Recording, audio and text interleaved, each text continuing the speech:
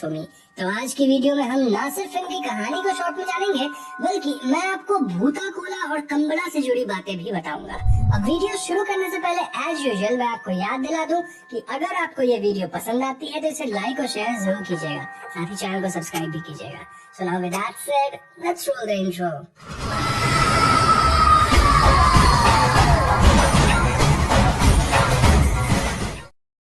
तो फिल्म की कहानी 1847 में शुरू होती है, जहां हमें बताया जाता है कि उस समय दक्षिण कन्नड़ा में एक राजा थे जिनका साम्राज्य बहुत बड़ा सा था। उनके बीवी बच्चे थे, उनकी प्रजा उन्हें सम्मान देती थी, लेकिन इतना सब होने के बावजूद राजा को शांति नहीं थी।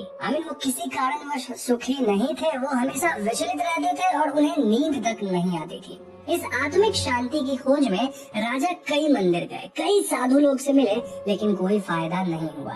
फाइनली एक पंडित राजा को बताते हैं कि उन्हें अकेले एक सफर पे जाना होगा, जहां वो ऐसी एक शक्ति को खोजे जिससे उन्हें शांति मिल सके। ऐसे में राजा अकेले सफर पे निकलते हैं, लेकिन किसी भी मंदिर या गुरु के पास उन्हें शांति नहीं मिलती।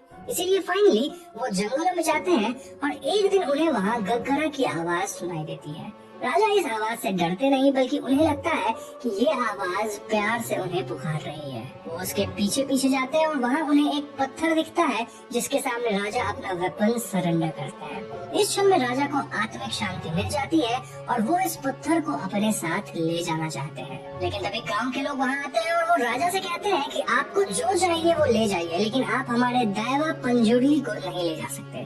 तभी अचानक गाँव वालों में से एक इंसान के अंदर दैवा खुद आ जाते हैं और वो राजा से कहते हैं कि अगर तुम मुझे अपने साथ ले जाओगे तो इन गांव वालों की रक्षा कौन करेगा।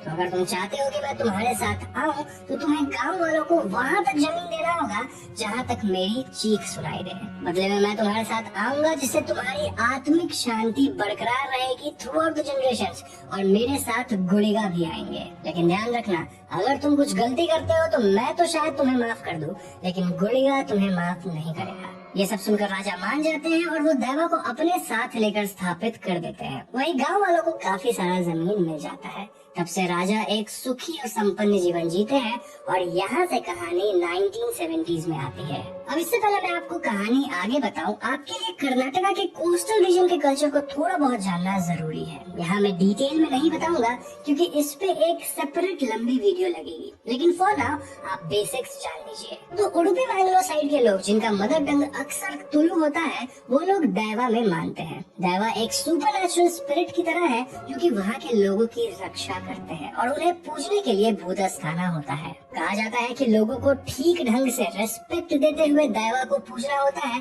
क्योंकि अगर उन्हें किसी तरह से भी ठेस पहुंचाया गया तो उसका अंजाम बहुत बुरा हो सकता है। अब इसी कल्चर का पार्ट है भूता कोला, जिसमें परफॉर्मर या फिर नर्तक हम बोल सकते हैं, वो तैयार होकर परफॉर्म करता है और इस नृत्य के दौरान दैवा उसे पजेस करते हैं। ये परफॉर्मर यूजुअली एक ही फैमिली से होते हैं जो कि पीढ़ी दर पीढ़ी ऐसा करते आए हैं और इसके दौरान दैवा लोगों को ब्लेस करते हैं। कुछ केसेस में भूता कोला के दौरान ही दैवा लोगों के पर्सनल डिस्प्यूट्स या विलेज डिस्प्यूट्स को भी सॉल्व करते हैं।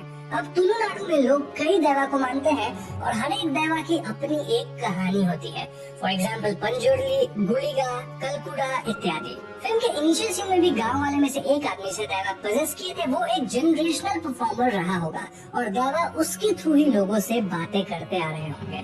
ये कस्टम आज के दिन भी फॉलो किया जाता है और इसकी कुछ ऐसी अमेजिंग रियल स्टोरीज है जो आप सुनेंगे तो आपको भरोसा नहीं होगा।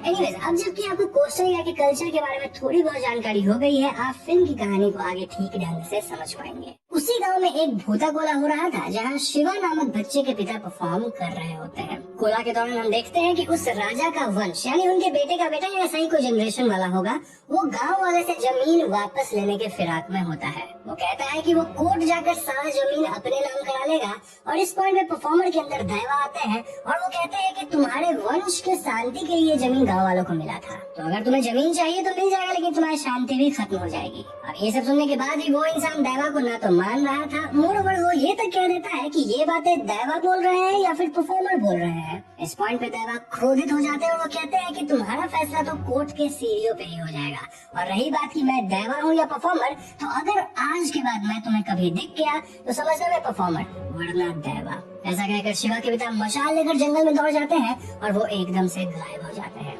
इस दिन के बाद शिवा के पिता को कोई नहीं देखा। और रही बात उस राजा के वंश की, तो वो इंसान सच में कोर्ट की सीढ़ियों पे खून की उल्टी करके मारा जाता है। अब यहाँ से कहानी 1990s में आती है, जहाँ शिवा अब बड़ा हो चुका है और हम उसे कम्बड़ा में पार्टिसिपेट करते देखते हैं। अब जिन्हें कम्बड़ा नहीं पता उन्हें मैं शॉर्ट में बता दूं कि ये बफलो रेस है, इसे बफलो ओनर भी उनके साथ राइड करते हैं और शॉर्टेस्ट टाइम में जो भी एक डिफाइंड डिस्टेंस को कवर करेगा वो विनर होगा। तो इस रेस में शिवा काफी तेज भागता है और जीतना भी उसे ही चाहिए था, लेकिन बेईमानी करके वहाँ के लैंडलॉर्ड के बफलो को जिता दिया जाता है, जिस वजह से शिवा लैंडलॉर्ड के लोगों से भिड़ जाता है। अंततः लैंडलॉर्ड शिवा को मेडल और पुरस्कार देते हैं और वो अपने आदमियों पर ऐसी बेईमानी करने के लिए गुस्सा भी करते हैं। अब इस पॉइंट में मैं आपको फिल्म के कुछ कैरेक्टर्स के बारे में बता देता हूँ ताकि आगे आपको चीजें आसानी से समझ में आ जाए। तो सबसे पहले तो शिवा है, जिसके पिता भूताकोला के वक्त 20 साल पहले गायब हुए थे।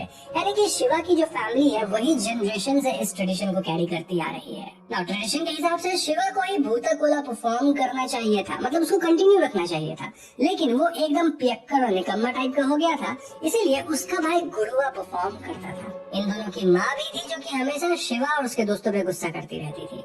Coming to Shiva's friend, well ये लोग थे रामपा, बुल्ला, लच्चू, नारू इत्यादि। शिवा की लव इंटरेस्ट है लीला और गांव में फॉरेस्ट को प्रोटेक्ट करने के लिए जिन्हें अपॉइंट किया गया है उनका नाम था इंस्पेक्टर मुरली। अब जिस लैंडलॉर्ड के बारे में हमने अभी भी बात किया है वो राजा के ही वंश का है। ऑल्दो ये लैंडलॉर्ड अभी तक तो सही लग रहा था और उसके साथ सुधाकर नाम का बंदा रहता है जिससे कमला के वक्त शिवा भिड़ गया था। तो कहानी में हम आगे जान पाते हैं कि शिवा और उसके दोस्त लैंडलॉर्ड का छोटा मोटा काम कर देते थे, चाहे वो लीगल हो या इलीगल।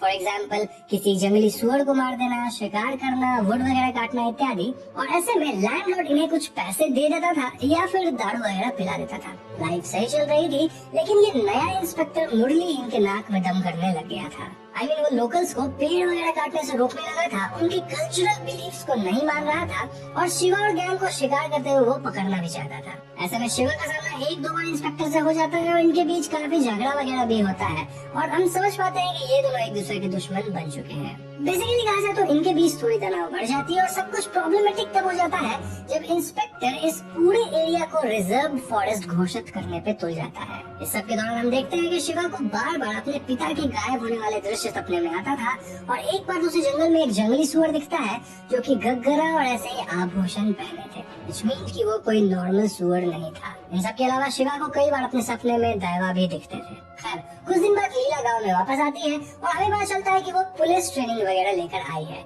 शिवा और लीला के बीच नजदीकियां बढ़ जाती है और शिवा लैंडलॉर्ड से बात करके लीला को पुलिस की नौकरी लगवा देता है। अब नौकरी के पहले दिन ही इंस्पेक्टर गवर्नमेंट आदेश पे फॉरेस्ट एरिया को नापने गांव में आता है और वो इंक्रोचमेंट भी रिपोर्ट करने वाला था। यानी कि जिसके इसके घर इलीगल तरीके से या फिर इलीगल एरिया में बनाए गए थे अकॉर्डिंग टू गवर्नमेंट, उन सब की रिपोर्ट वो सरकार को देता।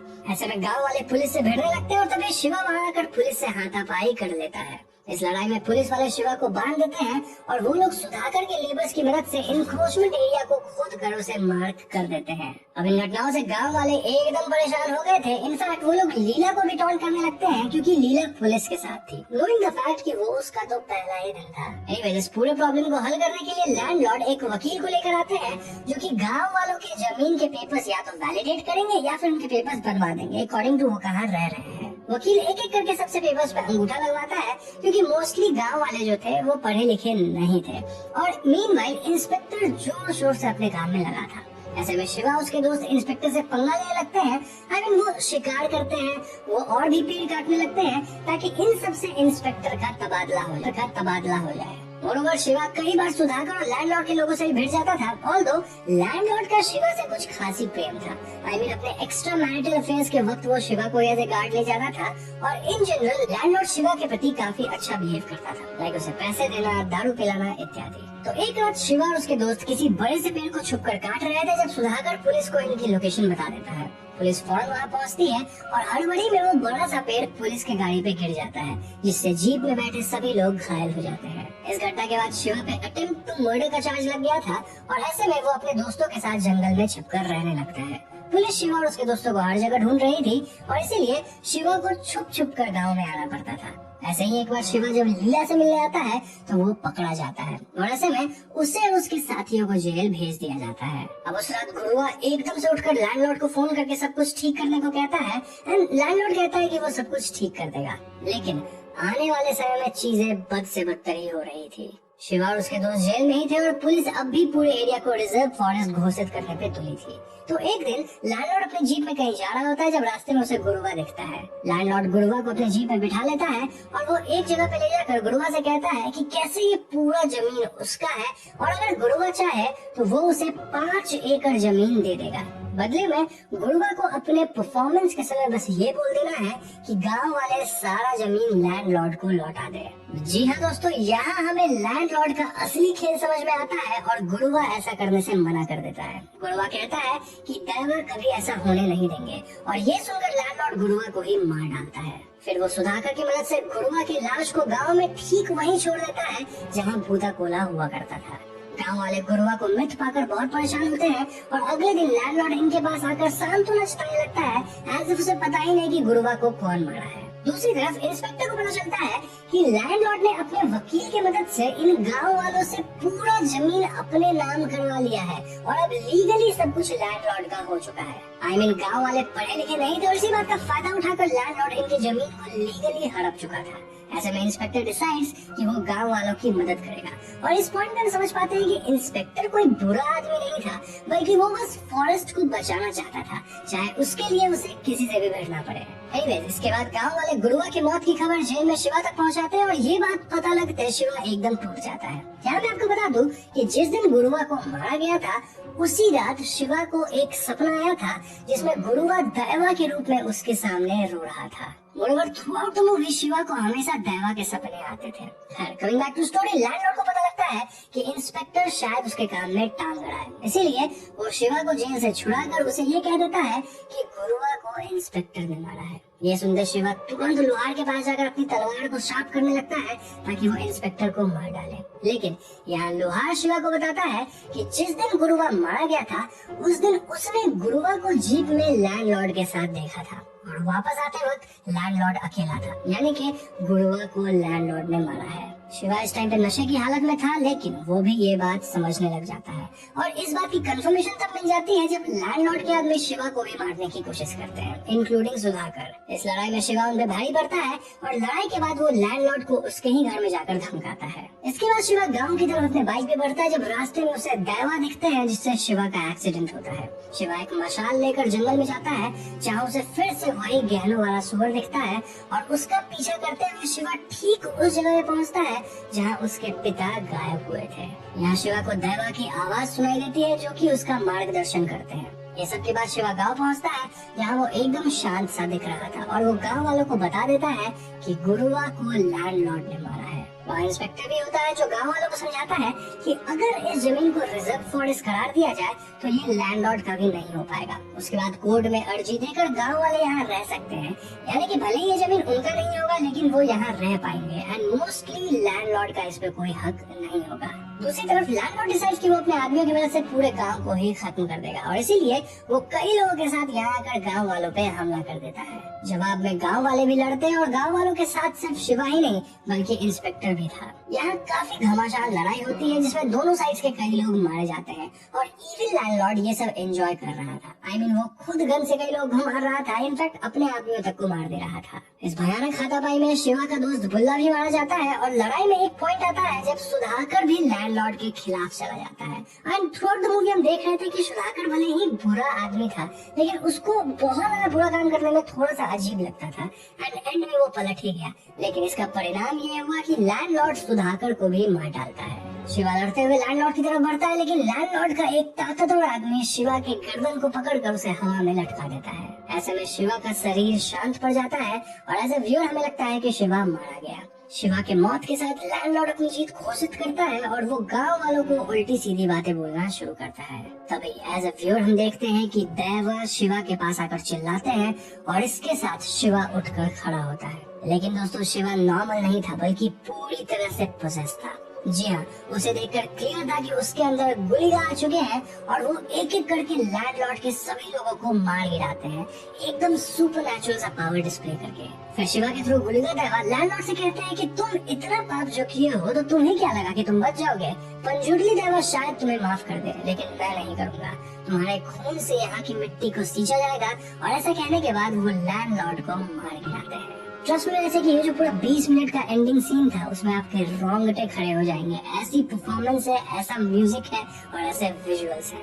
खैर यहाँ से कहानी कुछ दिनों बाद की दिखाई जाती है जहाँ हम शिवा को भूता गोला करते देखते हैं और वो इंस्पेक्टर और बाकी गांव वालों को यहाँ का भार सौंपते हैं। यहाँ लीला प्रेग्नेंट थी, विच मेंट कि लीला के पेट में शिवा का बच्चा था। एंड देन इसके बाद शिवा ठीक अपने पिता की तरह जंगल में भागता है। पहले भी हम देखते हैं कि शिवा के अंदर आए देवा और उसके पिता के देवा एक दूसरे को ग्रीट करते हैं और वो दोनों एकदम से गायब हो जाते हैं। यानी कि शिवा भी उस दिन के बाद कभी नहीं पाया गया। ऐसा शायद इसलिए क्योंकि शिवा लड़ाई के टाइम पे ही मर चुका था। उसे बस ये एक्स्ट्रा जिंदगी कुछ देर देवा दिए थे ताकि वो अपना काम पूरा कर सके। क्रेडिट सीन में शिवा का बेटा थोड़ा बड़ा हो चुका है और उसे शिवा का दोस्त उसकी कहानी सुना रहा है। दिस शोज कि आगे चलकर शिवा का बेटा भी भूता कोला में नर्तक होगा और उसके अंदर भी देवा आएंगे। यहीं पे फिल्म खत्म हो जाती है। दोस्तों ये थी कांतारा फिल्म की कहानी एंड ट्रस्ट मी मैंने इससे कि ये one of the best movies है जो कि मैंने इस साल देखा। आई मीन फिल्म में जो एक्टिंग है, ऐसी एक्टिंग मैं एक्सपेक्ट भी नहीं कर सकता बॉलीवुड वगैरह में किसी से। एंड एंडिंग के 20 मिनट में जो परफॉर्मेंस है ऋषभ शेट्टी की, वो आपका दिमाग हिला देगी। और फिल्म में कल्चर को इतना बढ़िया से रिप्रेजेंट किया गया है कि मैं क्या ही बताऊं। अब यहाँ मैंने स्टोरी को एकदम शॉर्ट में कवर किया है, इसलिए मैंने काफी कुछ स्किप किया है, मोस्टली कल्चरल रेफरेंसेस को, क्योंकि एक वीडियो में मैं आपको सारे रेफरेंसेस नहीं बता सकता। But let me tell you कि फिल्म के एक एक फ्रेम में कल्चर को बुना गया है एंड दैट इज अमेजिंग। जो लोग कर्नाटका से, स्पेसिफिकली कुंदापुर, मैंगलोर, उडुपी इस एरिया से, उनको फिल्म बाकी से ज्यादा समझ आएगी। फॉर एग्जाम्पल देवा इशारे में कई बात कहते हैं। आई मीन एंड सीन में गुलिगा खाना मांगते हैं और वो खाते भी हैं। अगर आप गुलिगा की हिस्ट्री को पढ़ेंगे तो इन रेफरेंसेस को समझ पाएंगे कि वो खाना क्यों मांग रहे थे। ना पंजोडली शब्द तुलु शब्द पंजी से बना है जिसका अर्थ होता है पिग, और इसीलिए हम फिल्म में एक दैवी वाइल्ड पिग को देख पाते थे एंड दैट रिप्रेजेंटेड पंजोडली। हर एक देवा की अपनी एक कहानी होती है और उनका अपना एक नेचर है। मैं यहाँ आपको कितना ही बता दूं इस वीडियो में, अगर एक एक फ्रेम को तोड़ने लग गया तो वीडियो एक नहीं 2 घंटे की भी हो जाएगी, फिर भी चीजें एक्सप्लेन नहीं होगी। तो उसके लिए आपको कोस्टल एरिया के कल्चर को समझना पड़ेगा। और यहाँ मैं बता दूं कि रियलिटी में भी आज भी ऐसे इंसिडेंट्स होते हैं जिनके